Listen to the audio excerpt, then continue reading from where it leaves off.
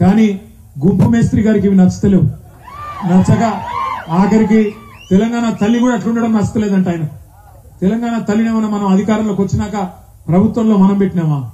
ఉద్యమంలో ఆనాడు రావెల్ల వెంకటరామారావు లాంటి కవులు ఎంతో మంది, ఒకరు ఇద్దరు కాదు, ఆనాడు ఒక తల్లి రూపంలో తెలంగాణను కొలుచుకోవాలని చెప్పి ఒక విగ్రహ రూపాన్ని ఇస్తే ఈయన మాట్లాడతాడు అసెంబ్లీలో తలాతోక లేకుండా. తెలంగాణ తల్లి ఇట్లుంటదా? నెత్తి మీద కిరీటం పెట్టుకుంటదా? బంగారు వడ్డానం పెట్టుకుంటదా? చేతిలో బతుకమ్మ ఉంటదా? ఇట్లుంటదా తల్లి తెలంగాణ తల్లి? ఆ ఆభరణాలు రాచరిక పోకడలకు వ్యవహారానికి సంకేతం అని మాట్లాడుతున్నాడు రేవంత్ రెడ్డి. మీరు చూస్తా ఉన్నారు. వడ్డానాలు పెట్టుకుంటేనంట ఆయనకు నచ్చలేదంట. వడ్డానాలు పెట్టుకోరు తెలంగాణ అని మాట్లాడుతున్నాడు. కానీ సోషల్ మీడియాలో మీరే చూసింటారు. రేవంత్ రెడ్డి గారి ఇంట్లో పెళ్లైతేనేమో నిండుగా వడ్డానాలు వేసుకోవచ్చు, బంగారాలు దిగేసుకోవచ్చు, అన్ని వేసుకోవచ్చు. కానీ తెలంగాణ తల్లులు మాత్రం అట్లా ఉంటే ఆయనకు నచ్చలేదట. నాకు ఇంకొకటి మాత్రం అనుమానం ఉంది. ఈ మనిషి ఇదివరకు ఏం చేస్తున్నాడో నాకైతే తెలియదు, మీకే తెలవాలి. పక్కనే ఉన్న అచ్చంపేటోడు కాబట్టి మీకే తెలవాలి. సెక్రటేరియట్కి వచ్చిండు. వచ్చి ఏమంటాడు రేవంత్ రెడ్డి? లంక బిందెలు ఉంటాయనుకున్నా, ఈడ లంక బిందెలు లేవు, ఖాళీ కుండలు ఉంటాయంటున్నాడు. నాకు తెలియక అడుగుతా, గడ్డపారలు పట్టుకొని, తట్టపారలు పట్టుకొని, నెత్తి మీద దుప్పటి కప్పుకొని, అర్ధరాత్రి కందిళ్లు పట్టుకొని ఎవరు తిరుగుతారు లంక బిందెల కోసం? ఎవరు? మరి వెనకటికి రేవంత్ రెడ్డి ఏం చేస్తున్నాడో నాకు తెలియదు, కానీ మరి ఇదే పని చేసినట్టున్నాడు ఇదివరకు. అందుకే లంక బిందెలు ఎత్తుకున్నాడు. ఇక లంక బిందెలు మంచిగా లేవు, ఆ లంక బిందెలు దొరకలేదని చెప్పి తెలంగాణ తల్లి మీద ఉన్న వడ్డానం గుంజుకోపోదామని చూస్తున్నాడు. ఇప్పుడు గాడికి వచ్చింది కథ. ఎందుకు చెప్తున్నా ఇవన్నీ అంటే, ఇట్లాంటి వాళ్ళు ఇవ్వాలి మన ముఖ్యమంత్రి. ఆయన చూడండి, ఆయన తెలివి ఎట్లా వాడైందంటే రాష్ట్ర గీతం అని పెట్టిండు. ఏమిటిది?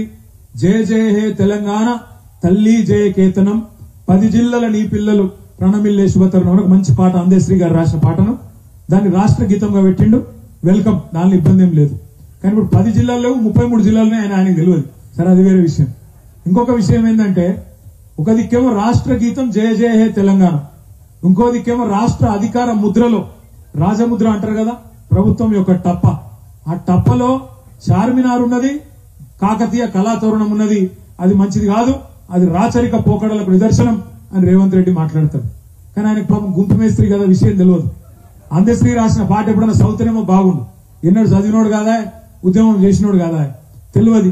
ఏదో తంత గారెల బుట్టలో పడ్డట్టు వచ్చి పడ్డాడు. ఇప్పుడు అడ్డిమారి గుడ్డి దెబ్బలో వచ్చి ముఖ్యమంత్రి అయి కూర్చున్నాడు. ఏమంటున్నాడు? ఆయనకు తెలియని విషయం ఏంటంటే, అందశ్రీ రాసిన పాటలనే ఉంది. ఏమనున్నది? 10 జిల్లాల నీ పిల్లలు ప్రణమిల్లిన శుభతరుణం అనుంది. గోలుకొండ నవాబుల గొప్ప వెలుగ చార్మినారు, కాకతీయ కళా ప్రబల కాంతి రేఖ రామప్ప అనే మాట అదే పాటలో ఉంది. ఆ సన్యాసిగా తెలియదు. ఆయన మన ముఖ్యమంత్రి, మన కర్మానికి. రాష్ట్ర గీతంలో ఉన్నదానికేమో అదే కేబినెట్ ఆమోద ముద్ర పెడుతుంది.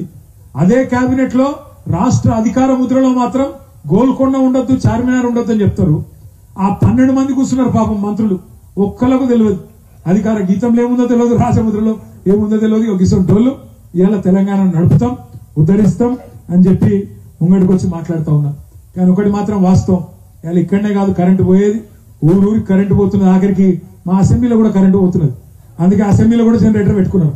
రేవంత్ రెడ్డి రాగానే కరెంటు వాళ్ళకు డౌట్ వచ్చింది, ఈయనతోని కాదు, ఈయన కేసీఆర్ కాదు కాబట్టి ఈయన వల్ల కాదు అని చెప్పి అసెంబ్లీలో కూడా స్పీకర్ గారికి అనుమానం వచ్చి జనరేటర్లు అన్ని తెచ్చి అసెంబ్లీ సమావేశాలప్పుడు కరెంటు పోతే ఇజ్జత్ పోతుంది కాబట్టి జనరేటర్లు తెచ్చి అక్కడ పెట్టుకునే దుస్థితి వచ్చింది. ఇప్పుడు ఇంకొక మాట మీ అందరు జాగ్రత్తగా వినాలా, మనసుకు ఎక్కించుకోవాలా, గ్రామాన చర్చ పెట్టాలా. మీరు మన నల్గొండ జిల్లాలో గౌరవ పెద్దలు మన పార్టీ అధ్యక్షులు కేసీఆర్ గారి బహిరంగ సభకు మీరందరూ సర్ది కట్టుకుని వచ్చినారని చెప్పి మర్రాన్ని ఇప్పుడే చెప్తా ఉండే. మీ ఉద్యమ స్ఫూర్తికి హృదయపూర్వకంగా నా ధన్యవాదాలు నేను తెలియజేస్తా ఉన్నాను. కానీ నల్లగొండలో జరిగిన సమావేశం అది కేవలం ఒక రాజకీయ సమావేశం కాదు. అది మన బతుకుదెరువు పోరాటానికి సంబంధించి ముఖ్యంగా మీ పాలమూరు జిల్లా, అదేవిధంగా పక్కనే ఉన్న నల్గొండ జిల్లా, హైదరాబాద్ జిల్లా, రంగారెడ్డి జిల్లా, సగం ఖమ్మం జిల్లాకు సంబంధించిన రైతాంగానికి సంబంధించి ప్రజలకు సంబంధించిన బతుకుదెరువు సమస్య. ఇవాళ ఒక మాట దయచేసి జాగ్రత్తగా వినాల. పేరుకేమో పాలమూరు బిడ్డను, మహబూబ్ నగర్ బిడ్డను అని చెప్పుకొని 12 సీట్లు గెలిచి ముఖ్యమంత్రి అయిండు రేవంత్ రెడ్డి.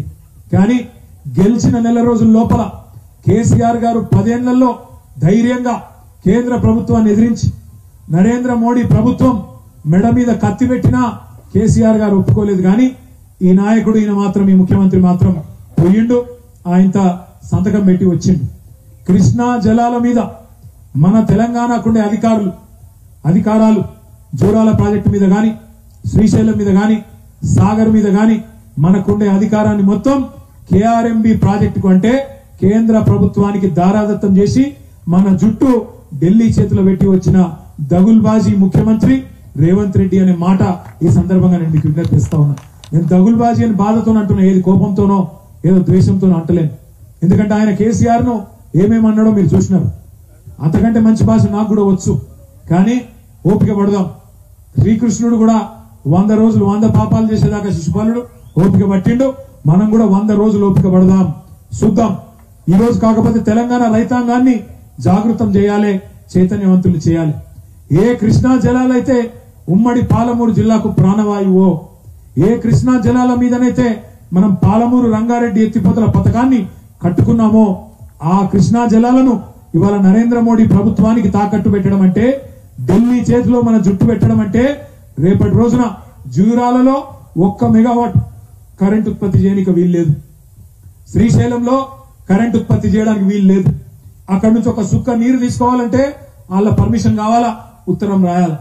అసెంబ్లీలోనేమో బుకాయిస్తాడు రేవంత్ రెడ్డి, మేము ఇయ్యనే లేదు, మేము ఎక్కడిచ్చినాం ఇయ్యలేదు.